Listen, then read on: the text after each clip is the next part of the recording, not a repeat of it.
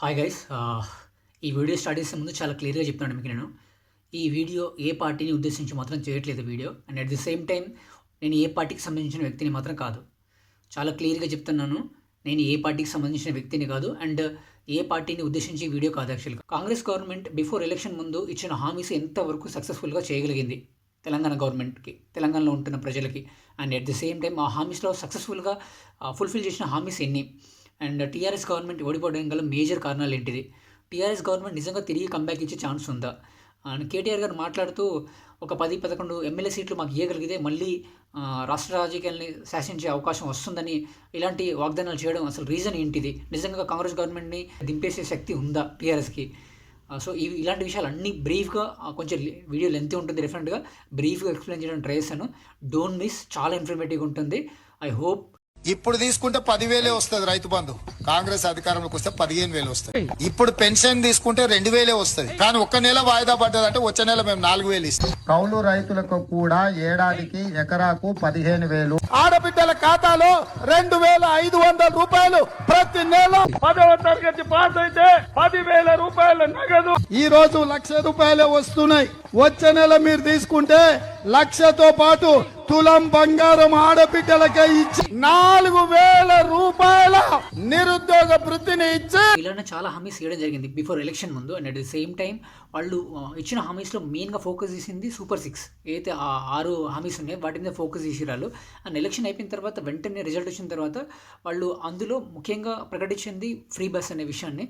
చాలామంది స్టార్టింగ్లో అందరూ ఎగ్జైట్మెంట్గా ఫీల్ అయ్యారు, కానీ పోను పోను కొందరికి చాలామంది ఇబ్బందికరంగా అనిపించింది, లేడీస్కి especially. And at the same time అంటే జెంట్స్కి అయితే చాలా వరకు మీకు తెలిసిందే కదా, జెంట్స్లో ట్రావెల్ చేయడానికి బస్సులో కూర్చోవాలన్నా కానీ అసలు సీటే ఉండేది కాదు ఈ విషయంలో చాలా వరకు. ఈ దీంట్లో 50-50% ఎక్కువగా సక్సెస్ అని చెప్పలేను, అంటే ఫెయిల్ అయినని చెప్పలేను నేను ఈ విషయంలో. కొందరికి పాజిటివ్ ఉంది, కొందరికి నెగిటివ్. వాళ్ళు గెలవడానికి ముఖ్యంగా సహకరించిన పథకాల్లో నాకు తెలిసిన దొరికితే 2 పథకాలు, చాలా బిగ్ పథకాలు అవి.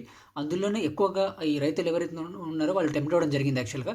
ఫస్ట్ ఒకటి, పూర్తి స్థాయిలో 2 లక్షలు రుణమాఫీ చేస్తామని చెప్పడం. అండ్ రెండోది, రైతు భరోసా ఎకరానికి 15,000 ఇస్తామని ఏడాదికి అని చెప్పడం. నిజంగా ఈ పథకాలు ఎంతవరకు సక్సెస్ఫుల్ చేయగలిగింది గవర్నమెంట్. ముఖ్యంగా కాంగ్రెస్ గవర్నమెంట్ పై వ్యతిరేక పెరగడానికి రీజన్ అయితే హైడ్రా డిమాలిషన్ ఎంత పెద్ద ఎఫెక్ట్ పడ్డదంటే, మేము మూసి బాధితులమండి. చిన్న పిల్లలు ఉన్నారండి, ఎల్కేజీ నర్సరీ పీజీ పిల్లలు ఉన్నారు, వాళ్ళని చూసుకో. పార్టీకి ఓకే, ఆ డెసిషన్ నేను తప్పని చెప్పట్లేదు. గవర్నమెంట్ తీసుకున్న డెసిషన్ చాలా వరకు బెటరే, నేను కాదని చెప్పట్లే. ఆ గవర్నమెంట్ సంబంధించిన వాటిని కాపాడే వరకు బెటరే, నేను కాదని చెప్పట్లే.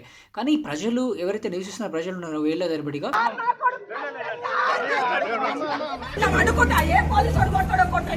సో వాళ్ళని గెలకడం అనేది చాలా పెద్ద ఎఫెక్ట్ తగిలింది యాక్చువల్గా గవర్నమెంట్కి నాకు తెలిసినంతవరకైతే. సో ఈ విషయంలో కొంచెం డిప్లొమాటిక్గా హ్యాండిల్ చేసి ఉంటే బాగుండేదేమో కాంగ్రెస్ గవర్నమెంట్. లేదా ఆ ప్రజలకు ఏదైనా సౌకర్యం కల్పించి, లేకపోతే వాళ్ళతో ముందే మాట్లాడి వాళ్ళని వికెట్ చేసి ఇలాంటి పొజిషన్ చేసి ఉంటే బాగుండేది యాక్చువల్గా. ఆల్రెడీ మీరు ఆల్మోస్ట్ ఆ టైంలో చూసే ఉంటారు హైడ్రా డిమాలిషన్ ఎంత దారుణంగా చేశారనేది. And at the same time ఇప్పుడు కంటిన్యూ అయితేనే ఉంది ఇంకా హైడ్రా. సో ఇది చాలా డ్రాబ్యాక్ నాకు అనిపించింది. నాకు అంటే కాంగ్రెస్ గవర్నమెంట్కి ఇది చాలా పెద్ద డ్రాబ్యాక్. ఇచ్చిన హామీస్ అయితే 2 పెద్ద హామీస్ ఉన్నాయో, పూర్తి స్థాయిలో రుణమాఫీ చేస్తామని చెప్పడం అండ్ రైతు భరోసా ఇస్తామని చెప్పడం, వాటిలో పూర్తి స్థాయిలో అంటే ఇంప్లిమెంట్ చేయకపోవడం, అది పెద్ద డ్రాబ్యాక్ అయింది వాళ్ళకి యాక్చువల్గా. స్టార్టింగ్లో రుణమాఫీ చేస్తామని ప్రకటించారు, అండ్ కొంతమందికి అయింది, కొంతమంది కాలేదు యాక్చువల్గా. ఆ టైంలో చాలామంది జనాలు ఆందోళనకు గురి అవ్వడం జరిగింది. 2 లక్షల వరకు బ్యాంకులు వచ్చి కట్టాలని చెప్పడం, నోటీసులు జారీ చేయడం, ఆ టైంలో చాలా గందరగోళం జరిగింది. అండ్ ఏడాది నుంచి ఇంతవరకు ఇంకా రైతు భరోసాని ఇవ్వలేదు. ఈ మంత్ 26వ తారీఖు ఇస్తామని చెప్తారు, మరి దాంట్లో ఎన్ని కట్ ఆఫ్ ఉంటాయి ఏంటిది అనేది. ఈ 2 విషయాల్లో చాలా వరకు జనాలకి ఆందోళన అంటే ఏర్పడడం జరిగింది యాక్చువల్గా, రైతులకు, ఎస్పెషల్లీ రైతులకి. ఈ 2 విషయాల్లో కూడా వాళ్ళు సక్సెస్ఫుల్గా ఇంప్లిమెంట్ చేయలేకపోయారు అనేది నా ఒపీనియన్ యాక్చువల్గా.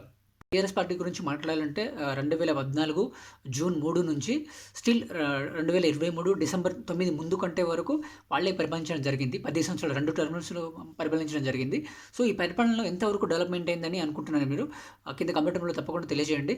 అండ్ ముఖ్యంగా టీఆర్ఎస్ పార్టీ ఓడిపోవడానికి గల కారణాలు, అండ్ అందులో నాకు తెలిసినందుకు అయితే చాలా వరకు 2009, 2008 ఆ టైం డ్యూరేషన్ పీరియడ్లో రాజశేఖర రెడ్డి గారు ఏదైతే కాంగ్రెస్ ప్రభుత్వం ఉందో ఆ టైంలో చాలా వరకు రైతులకు మేలు జరిగే పథకాలు తీయడం కానీ, రైతులకి గిట్టుబాటు ధర కల్పించడం కానీ అలాంటివి చేయడం వల్ల కాంగ్రెస్ గవర్నమెంట్ మీద రైతులకు ఎక్కువ హోప్ ఉండేది. సో దాని తర్వాత మేబీ రేవంత్ రెడ్డి ఆ టైంలోనే డ్యూరేషన్ అంటే మేబీ అంటే 2016, 17, 18 నుంచి ఆ టైం నుంచి ఎక్కువ పవర్ఫుల్ స్పీచెస్ చేయడం కానీ, సో అందుకోసం జనాలకు ఎక్కువగా హోప్ కలిగింది యాక్చువల్గా. అంటే మేబీ మళ్ళీ కాంగ్రెస్ గవర్నమెంట్ అలాంటి అంటే రోజులే తీసుకొచ్చే ఛాన్స్ ఉంటుందేమో అని రైతులు అంటే ఎక్కువగా నమ్మి దీని మీద అంటే కాంగ్రెస్ గవర్నమెంట్ని ఓటేయడం జరిగింది. ఏది ఏమైనా కానీ నిజమేంటిదంటే ఎంతోమంది స్టూడెంట్స్ బలిదానాల మీద తెలంగాణ రావడం జరిగింది యాక్చువల్గా. సో వాళ్లకు విలువనిచ్చే పని చేస్తే బాగుంటుంది ఏ గవర్నమెంట్ వచ్చినా కానీ. అండ్ అదేవిధంగా జనాలకు కొంచెం ఉపయోగపడేలాంటి కానీ రైతుల్ని ఆదుకునే ఇలాంటి విషయాల మీద కొంచెం ఫోకస్ చేస్తే బాగుంటుంది ఏ గవర్నమెంట్ వచ్చినా కానీ.